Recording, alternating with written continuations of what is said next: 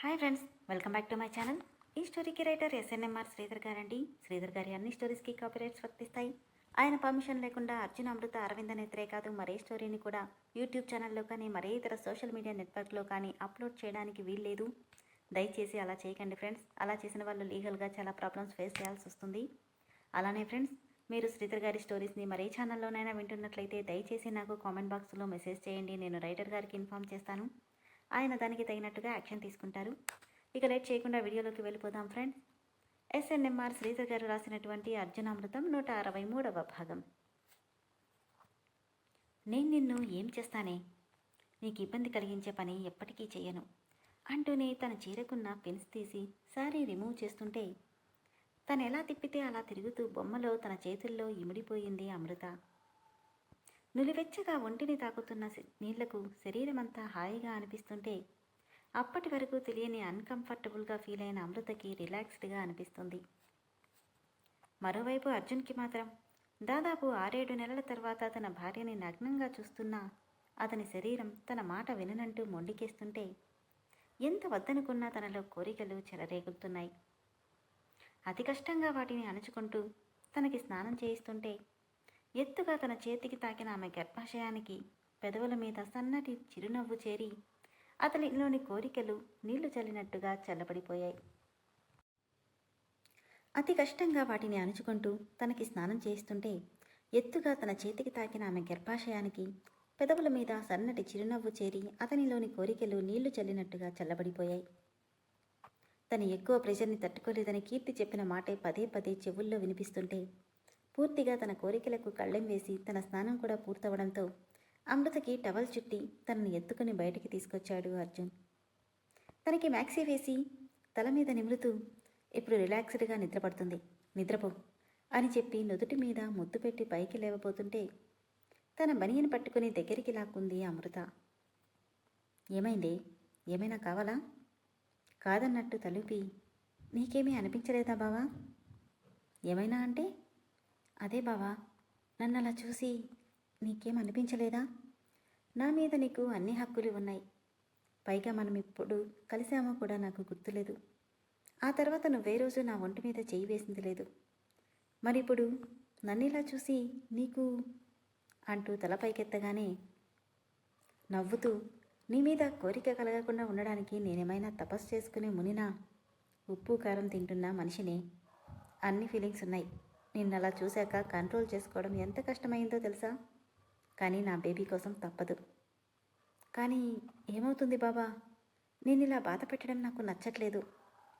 నవ్వి తన నుదుటిని ఢీకొట్టి, నువ్వు చాలా వీక్గా ఉన్నావమ్మో, ప్రెషర్ని తట్టుకోలేవు అని, ఈ వేడిని తగ్గించుకోవాలంటే చల్లని నీళ్ళతో స్నానం చేస్తే తప్ప తగ్గదు, వెళ్ళి బాత్ చేసి వస్తానని చెప్పి స్నానానికి వెళ్ళిపోతే ఏదో ఆలోచిస్తూ కూర్చుండిపోయింది అమృత.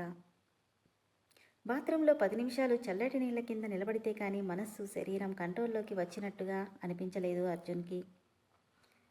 ఆడవాళ్ళు మగాడి మనసునే కాదు, శరీరాన్ని కూడా వాళ్ళ కంట్రోల్లోకి తెచ్చుకోగలరు అనుకుంటూనే బాతింగ్ కంప్లీట్ చేసి ఒక టవల్ నడుముకి చుట్టుకొని మరొక టవల్తో తల తుడుచుకుంటూ వచ్చేసరికి అమృత నిద్రపోకుండా ఇంకా ఆలోచిస్తూనే ఉండడం చూసి నైట్ ప్యాంట్ వేసుకుంటూ, ఏమైందే, ఇంకా నిద్రపోకుండా ఆలోచిస్తున్నావేంటి? ఏం లేదు బావా, ఇందాక నువ్వు నేను ప్రెషర్ తట్టుకోలేను అన్నావు కదా. తల విదిలించుకుంటూ, అవును, అయితే ఏంటిప్పుడు? సెక్స్ వల్ల ప్రెషర్ వస్తుందా బావా అనగానే అమాయకంగా అడుగుతున్న అమృతని చూడగానే తన విషయంలో తొందరపడ్డానా అన్న అనుమానం రావడంతో ఒక్క క్షణం స్తబ్దుగా అయిపోయాడు అర్జున్. తన చెయ్యి పట్టుకుని, ఏమైంది బావా, అలా అయిపోయావేంటి? ఏం లేదు, చెప్పు బావా, దానివల్ల ప్రెషర్ ఉంటుందా? నవ్వుతూ, ఇప్పుడు దాని గురించి అంత డీప్గా ఆలోచించాల్సిన అవసరం లేదు, ప్రస్తుతానికి మన బేబీ గురించి ఆలోచిస్తూ నిద్రపో అంటూనే తన పక్కన పడుకొని అమృతని తన గుండెల మీద పడుకోబెట్టుకుని జోకొడుతుంటే పుట్టబోయే పాప గురించి ఆలోచిస్తూ నిద్రలోకి జారుకుంది అమృత. అర్జున్ మనస్సు మాత్రం ఆలోచనలతో నిద్రకి పూర్తిగా దూరమైంది. ఇదే టైంకి మంగ మాట్లాడిన మాటలకు మనసంతా బాధతో నిండిపోవడంతో ఆ రోజంతా తిండి నీళ్లు కూడా మానేసి తన గదిలోనే కూర్చొని ఏడుస్తూ ఉండిపోయింది స్వర్ణ. కాసేపటికి కళ్ళు తెరుచుకొని అర్జున్కి కాల్ చేయగానే ఏదో ఆలోచనల్లో ఉన్న అర్జున్ స్వర్ణ కాల్కి అమృతని పిల్లో మీద అడ్జస్ట్ చేసి బాల్కనీలోకి వచ్చి హలో అన్నాడు. హలో బావా, ఏమైంది స్వర్ణ? గొంతేంటి అలా ఉంది? ఎవరైనా ఏమైనా అన్నారా? అదేం లేదు బావా, నేను బాగానే ఉన్నాను.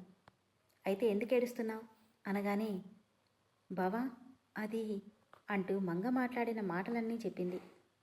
స్వర్ణ, నీకు ఆల్రెడీ చెప్పాను కదా, వాడేంటో నీకు తెలుసు. మార్చుకోగలను అనుకుంటే అక్కడ ఉండు.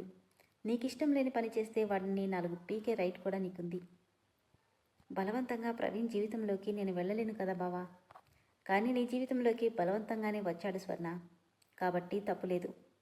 అయినా నాకు తెలిసి వాడు తన దగ్గరికి వెళ్ళడు. అంత ఖచ్చితంగా ఎలా చెప్పగలవు బావా? ఎందుకంటే వెళ్ళేవాడైతే మళ్ళీ నీ దగ్గరికి రాడు. డైరెక్ట్గా తనతో పాటు వెళ్ళిపోయేవాడు.